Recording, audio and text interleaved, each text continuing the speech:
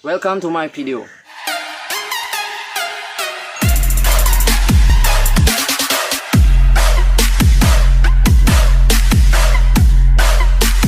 Assalamualaikum warahmatullahi wabarakatuh, sahabat fitness dimanapun kalian berada, balik lagi dengan saya Pendi.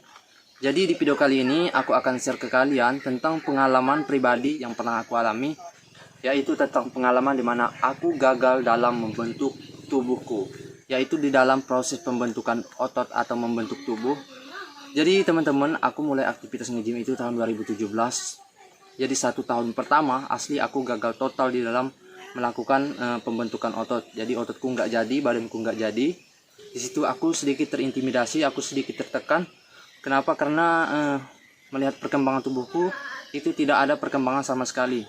Jadi aku hampir menyerah teman-teman, aku kecewa juga.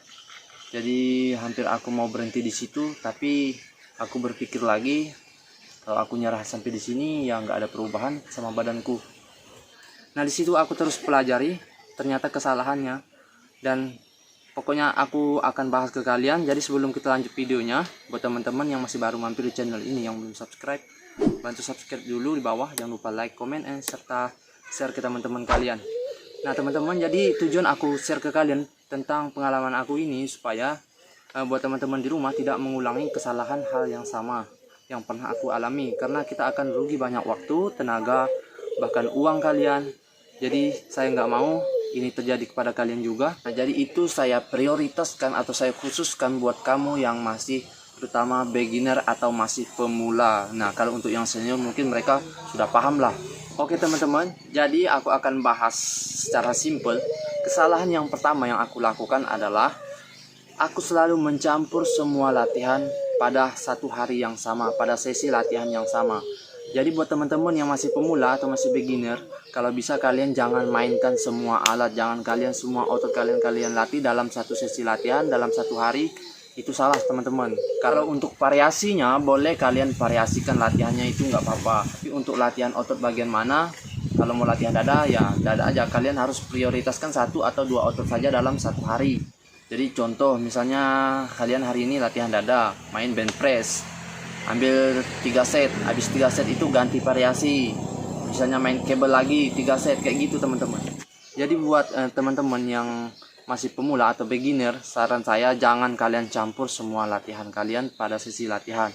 Itu ya kesalahan yang pertama. Nah untuk kesalahan yang kedua yang aku lakukan adalah gerakannya salah. Jadi aku di situ nggak tahu sama sekali teknik ataupun cara latihan yang benar itu seperti apa. Jadi fatalnya ketika kita tidak mengetahui teknik yang benar seperti apa, jadi resiko tingginya kita bisa mengalami cedera. Nah kalau kita sudah cedera, kita nggak bisa latihan lagi untuk besoknya. Jadi kalau tekniknya saja sudah salah, bagaimana otot itu akan berkembang. Jadi otot yang target yang kita ingin kita latih, otot yang ingin kita latih itu tidak akan berkembang secara optimal. Kalau otot itu kita latih nggak secara optimal, ya gimana otot itu mau berkembang?